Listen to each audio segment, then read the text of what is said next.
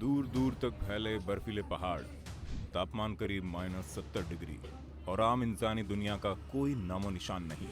लेकिन फिर भी वहाँ हरे खाकी वर्दी, सफेद जैकेट्स और माथे पर तिरंगे के निशान वाली टोपी पहने हुई और बर्फ में देश की सेवा के लिए खुद को लगाए रहते हैं।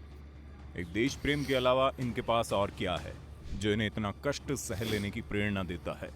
लेकिन फिर मन में सवाल ये आते हैं कि आखिर कैसा होता होगा उनका जीवन उन वीरान पड़ी पहाड़ी सीमाओं पर, जहां पाकिस्तानी दुश्मन हर वक्त घात लगाए बैठे रहते हैं। कैसे गुजरता है इन सैनिकों का दिन इस सियाचिन बॉर्डर पर और किस तरह की ट्रेनिंग दी जाती है इन्हें। आज की इस वीडियो में हम सब यही जानेंगे कि कितना मुश्किल और जानलेवा होता है सियाचिन पर जवानों का जीवन। दोस्तों, सबसे पहले आपको बता दें कि आज हम जिस सियाचिन ग्लेशियर की बात करने जा रहे हैं वो दुनिया का सबसे ऊंचा युद्ध क्षेत्र है। अब आप इस बात से अंदाजा लगा सकते हैं कि अगर ये इतना ऊंचा है तो यहाँ की परिस्थितियां अपने आप में कितने कठिन होती होंगी। इतने कठिन कि सर्दी से अपने बदन को बचाते हुए ये जवान गोलियों से मरने की बजाय ऑक्सीजन की कमी से मर जाते हैं। जैसा कि हमने आपको बताया कि ये सबसे ऊंचा युद्ध क्षेत्र है, इसलिए यहाँ पर सांस लेने के लिए ऑक्सीजन की भारी कमी होती है। यहाँ जो जवान घूमते हैं वो खुद को हर वक्त इतना चौकन्ना किए रहते हैं कि कभी भी दुश्मन के खिलाफ हमला बोलते हुए वो बर्फ, सर्दी या ऑक्सीजन की कमी जैसी समस्याओं से डरे ना। अब आप सोचेंगे ये जगह जब जीवन के लिए इतनी विषम है तो हमारे जवान यहाँ क्यों जाते हैं? तो इसका जवाब सिर्फ इतना है कि ये हिस्सा भी भारत का एक अभिन्न अंग है, जिस पर पाकिस्तान आए दिन अपने अधिकार का झूठा दावा पेश करते हुए घुसपैठ करता रहता है। इसलिए इस बर्फीले रेगिस्तान में देश के जवानों की तैनाती और उनके वहां के सर्वाइवल के लिए सरकार हर दिन करीब 4 से 8 करोड़ रुपए खर्च करती है। आप इसी खर्च से अंदाजा लगा सकते हैं कि ये जगह देश की अभिन्नता के लिए कितनी जरूरी है। इतने कठिन परिस्थितियों के बावजूद इस जगह देश के करीब 10,000 जवान हमेशा तैनात रहते हैं। यहाँ जिंदगी कितनी मुश्किल है, इसे अगर एक आंकड़े के तौर पर देखें तो पिछले 30 सालों में हमारे 846 जवानों ने यहाँ की विषमताओं के कारण अपनी जान गंवा दी है। सियाचिन ग्लेशियर 20,000 फीट की ऊंचाई पर है। यहाँ सैनिक एक साथ चलते हैं। समूह में चल रहे जवानों के पैर एक रस्सी से बंधे होते हैं ताकि कोई साथी अगर गिर या फिसल जाए तो उस ग्रुप से अलग ना हो पाए। ऊंचाई वाले जिस स्थान पर जवानों की तैनाती होनी होती है वहां तक पहुंचने के लिए सैनिकों को बेस कैंप से 10 दिन पहले ही यात्रा शुरू करनी पड़ती है। इसके लिए सैनिकों की टुकड़ी रात को 2:30 या 3 बजे निकल पड़ती है ताकि 9 बजे से पहले वहां पहुंचा जा सके। क्योंकि यहाँ दिन में बर्फ धंसने का खतरा ज्यादा रहता है, इसलिए सारी चढ़ाई रात में ही की जाती है। हर फौजी के साथ 20 से 30 किलो का बैग होता है, जिसमें बर्फ काटने वाली कुल्हाड़ी, उसके हथियार और रोजमर्रा के कुछ सामान होते हैं। शून्य से नीचे तापमान रहने के बावजूद सैनिक पसीने से तरबतर होते हैं, क्योंकि शरीर पर 6-7 तय मोटे और गर्म कपड़े होते हैं। अपने तय पॉइंट पर पहुंचते पहुंचते फौजियों के शरीर और कपड़े के बीच पसीने की पतली परत जम जाती है। गर्मी बढ़ने के साथ इन परतों के टूटने की आवाजें सुनाई देती है।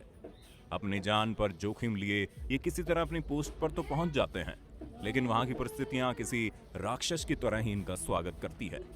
खैर, नहाना तो वहां एक खूबसूरत सपने के अतिरिक्त और कुछ भी नहीं होता, इसलिए बात खाने की करते हैं। खाने में लिक्विड ज्यादा उपयोग होता है। खाने के सामान टीन के कैन में सप्लाई होते हैं। सूप पीना हो तो पहले इसे पिघलाना पड़ता है। टीन का कैन भी पूरा जम चुका होता है, इसलिए इसे पहले मध्यम आंच पर रखकर थोड़ी देर अंदर जमे सूप को पिघलाते हैं और जैसे ही सूप पिघलता है वैसे बिना देरी किए उसे पीना होता है, क्योंकि अगर तापमान -60 डिग्री है तो वापस से इस पिघले सूप को बर्फ या कहें सूप का पत्थर बनने में ज्यादा देर नहीं लगती। क्योंकि पीने के लिए सिर्फ लिक्विड ज्यादा इस्तेमाल में आता है, इसलिए दूध इन जवानों के लिए अमृत से कम नहीं होता। लेकिन इस अमृत को पाने के लिए इन्हें भी देवताओं की तरह ही अमृत मंथन करना पड़ता है। आलू टमाटर देखो और टमाटर ये लेकिन खा नहीं सकता है, ये ऐसे होना पड़ता है। इस निर्जन बर्फीली दुनिया में खाने के लिए जो चीज सबसे आसानी से इस्तेमाल में लाई जाती है वो है ड्राई फ्रूट्स और चॉकलेट, क्योंकि ये दोनों चीजें इतनी ठंड में भी नहीं जमती। अब बात अगर पानी की करें तो जवान अपने साथ पानी का कोई बैकअप लेकर नहीं चलते हैं। उन्हें पानी के लिए उन्हीं बर्फों को काट कर पिघलाना पड़ता है। ये बर्फ पिघलाने के लिए उन्हें पहले कोई ऐसी जगह का चुनाव करना पड़ता है जहां बर्फ काफी साफ नजर आ रही हो। भूख की कमी बड़ी समस्या है, लेकिन जिंदा रहने के लिए कुछ ना कुछ खाना पड़ता है। इसमें गर्म और ठंडे की दिक्कत ज्यादा है। गर्म किए खाने और लिक्विड को ठंडा होने से पहले ही लेना पड़ता है, जिसका असर सैनिकों के डाइजेस्टिव सिस्टम पर साफ देखने को मिलता है। यही कारण है कि किसी सेहतमंद जवान को भी टॉयलेट में करीब 2 से 3 घंटे का वक्त लग जाता है। नहाने के लिए भी जो पानी इस्तेमाल में लाया जाता है उसके साथ भी काफी मेहनत करनी पड़ती है।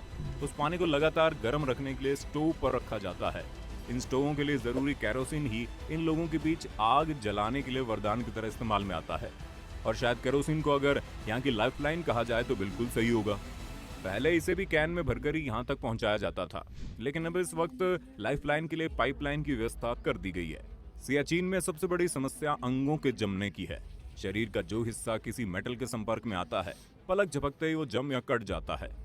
फिर उस कटे या जमे हुए हिस्से को सही करना बड़ा मुश्किल हो जाता है। भीषण ठंड से बॉडी पार्ट्स के कटने का भी खतरा होता है, जिसे फ्रॉस्ट बाइट कहते हैं।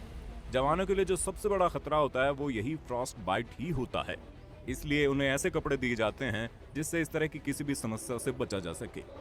यहाँ जवानों के बेहोश होने की समस्या बहुत आम होती है। साथ ही उन्हें भारी सिर दर्द का भी सामना करना पड़ता है। जो जवान यहाँ बराबर डटे रहते हैं उनमें शरीर का वजन घटना, भूख की कमी, नींद का ना आना और याददाश्त के खोने की शिकायत आमतौर से देखी जाती है। उन्हें एक दूसरे से बात करने में भी काफी समस्या होती है, क्योंकि जीभ फंसने के कारण हकलाहट की वजह से वो क्लियर ही नहीं बोल पाते। एक इंसान का जिन बेसिक चीजों के बिना कहीं पर रह पाना नामुमकिन होता है, ये जवान उन सभी समस्याओं को ताक पर रखते हुए, अपनी जान को जोखिम में डालते हुए, भूख प्यास से परे होते हुए सिर्फ ये सोचते हैं कि उनके रहते अपने देश के उस हिस्से पर कभी भी तिरंगे के अलावा कोई और झंडा ना दिख जाए। इसलिए तो शायद वहां की बर्फ भी इस बात पर अभिमान करती होगी कि वो ऐसे देश प्रेमियों के पैरों तले आती है जो सिर्फ अपने देश के विषय में सोचते हैं। आप इन सैनिकों के लिए दुआएं और प्रार्थनाएं कमेंट में लिख सकते हैं। आप भारतीय सैनिकों के इस देश प्रेम पर क्या सोचते हैं, हमें कमेंट में बताइए। अगर आज की वीडियो पसंद आई हो तो इसे लाइक करने के साथ साथ अपने दोस्तों और रिश्तेदारों के साथ शेयर भी जरूर करना। अगर आप ये वीडियो YouTube पर देख रहे हैं तो चैनल को सब्सक्राइब करके बेल आइकन दबा दें, और अगर Facebook पर ये वीडियो देख रहे हैं तो Facebook पेज को लाइक कर दें। फिलहाल के लिए इतना ही, अभी के लिए दीजिए हमें इजाजत। आपसे मुलाकात होगी अगली वीडियो में। शुक्रिया।